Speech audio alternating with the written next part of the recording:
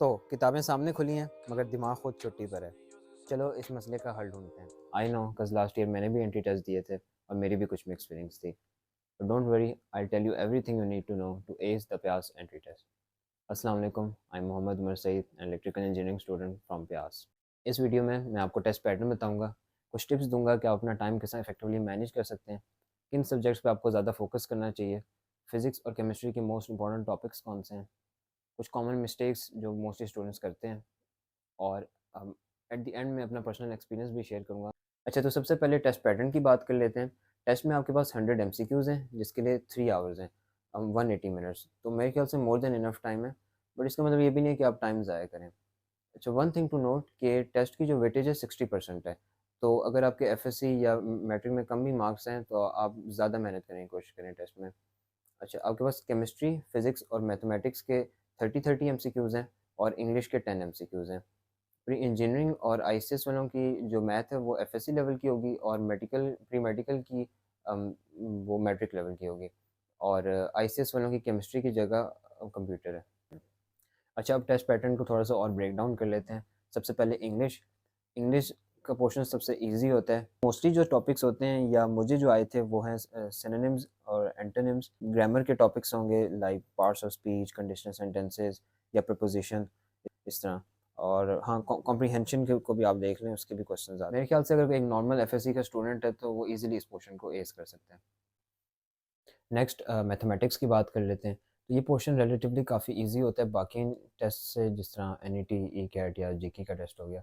आपने एफएससी में सही तरह मैथ पढ़ी है तो इतना कोई इशू नहीं होगा आपको। ऑलमोस्ट हर चैप्टर से एक एक एमसीक्यू तो लाजमी आते हैं, बट उसकी डिफ़िकल्टी बहुत आसान होती है तो इतना इशू नहीं होगा आपको। अच्छा, नेक्स्ट फिज़िक्स है। फिज़िक्स का पोर्शन सबसे ज़्यादा चैलेंजिंग होता है और इसके एमसीक्यूज़ काफ़ी ट्रिकी होते हैं। तो मेरे ख्याल से सबसे ज़्यादा टाइम आपको इसी को देना चाहिए तैयारी के लिए। तो इसमें अब ऑलमोस्ट 30-35% एमसीक्यूज़ जो होते हैं वो स्टेटमेंट बेस्ड होते हैं, थ्योरेटिकल होते हैं, और इसमें इसमें आपका कॉन्सेप्ट देखा जाता है। जैसे कि एक क्वेश्चन था जो कि मुझे आया था अपने सेकंड टेस्ट में, कि if a person is riding a bicycle and he suddenly applies his rear brakes, तो what will be the direction of friction on both of the tyres. तो इस तरह आप ये अंदाज़ा लगा सकते हैं क्वेश्चंस का। लेकिन मोस्टली फिज़िक्स में न्यूमेरिकल्स होते हैं, और आप में उसमें ना आपका कॉन्सेप्ट देखा जाता है। उसके लिए बेस्ट टिप यही है कि आप जो फ़ॉर्मूलाज़ हैं उनको अपनी फिंगर टिप्स पे रखें, क्योंकि काफ़ी ऐसे क्वेश्चंस होते हैं जिनमें आपको मुख्तलिफ फ़ॉर्मूलाज़ को कंबाइन करके न्यूमेरिकल को सॉल्व करना पड़ता है। मेरे सेकंड टेस्ट में आया था कि if you have a thin rod with particles attached at both of the ends with mass m, तो उसमें आपने मोमेंट ऑफ इनर्शिया बताना था अगर एक्सिस ऑफ रोटेशन एक एंड पे हो। और थर्ड टेस्ट में यही क्वेश्चन रिपीट हुआ था, बट फ़र्क ये था कि एक्सिस ऑफ रोटेशन यहाँ सेंटर पे थी। अच्छा, लास्ट हमारे पास केमिस्ट्री का पोर्शन है। अब केमिस्ट्री के पोर्शन को सबसे ज़्यादा डिफ़िकल्ट समझा जाता है क्योंकि ये काफ़ी डिफरेंट होता है बाकी टेस्ट से।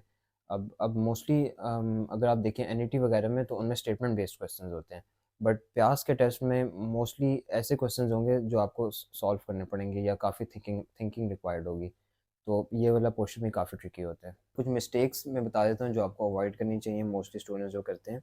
ये है कि ओवर यूज़ ऑफ कैलकुलेटर। अब कैलकुलेटर अलाउ होता है टेस्ट में, लेकिन इसका मतलब ये भी नहीं होता कि आप 3+2 और इस तरह ईज़ी चीज़ें भी आप उसके ऊपर कर रहे हो, तो आपका बस टाइम ही वेस्ट करेगा।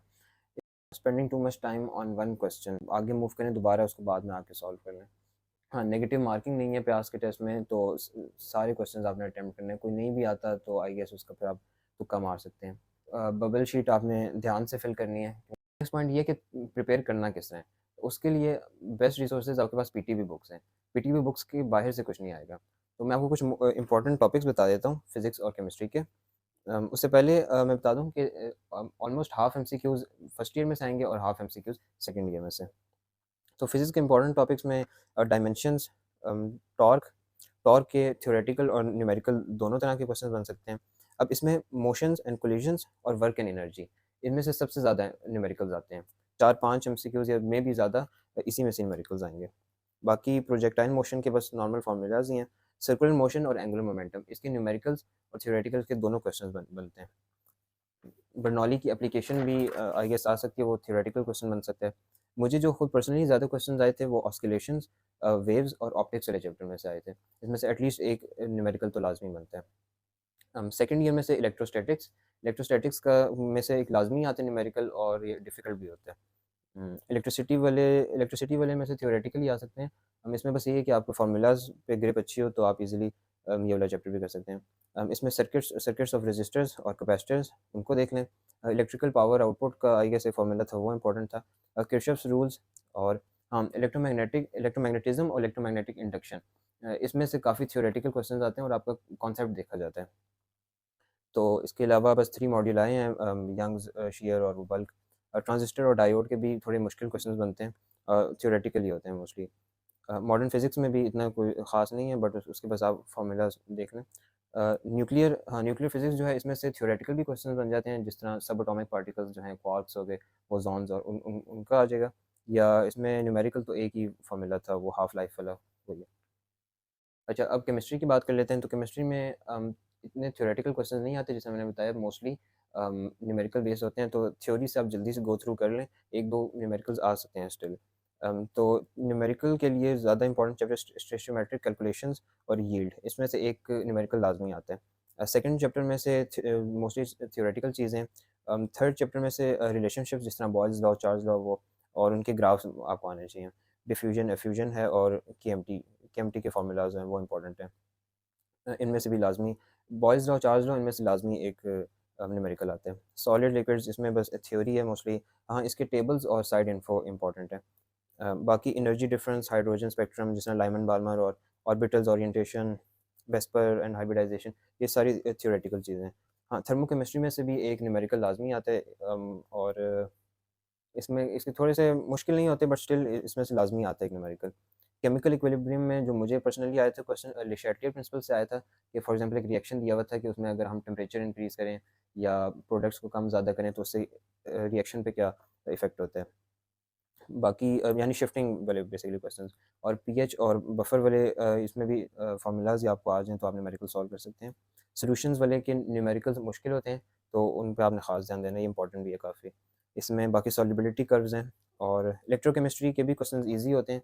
इसके बस एंड में टेबल है, वो आप देख लें। सेकंड ईयर में से जो जितने भी जो शुरू वाले चैप्टर्स हैं, जो कि पीरियोडिक टेबल्स वाले हैं, वो उनमें से सबसे ज़्यादा आता है, और तो उसमें मोस्टली थ्योरेटिकली होते हैं सारे। ज़रूरी रिएक्शंस इतने इंपॉर्टेंट नहीं हैं जितने टेबल्स इंपॉर्टेंट हैं, और ग्राफ्स।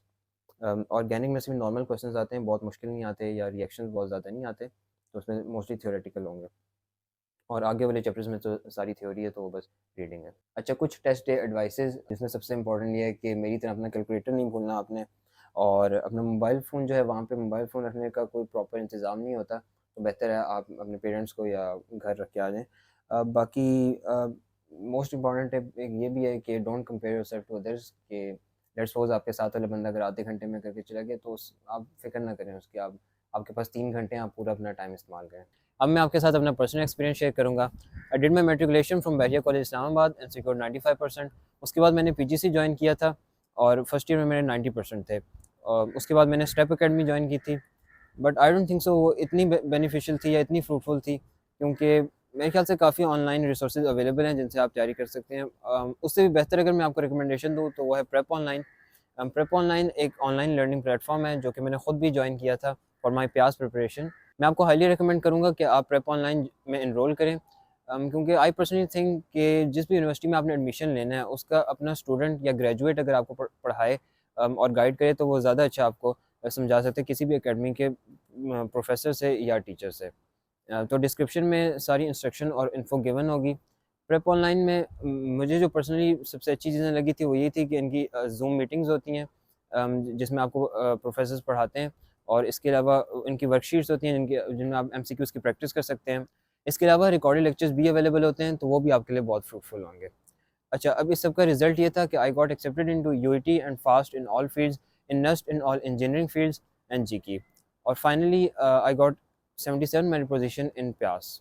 एंड पे मैं यही कहूँगा कि हर किसी की जर्नी डिफरेंट होती है, तो best of luck, and remember, if I can do it then what's stopping you.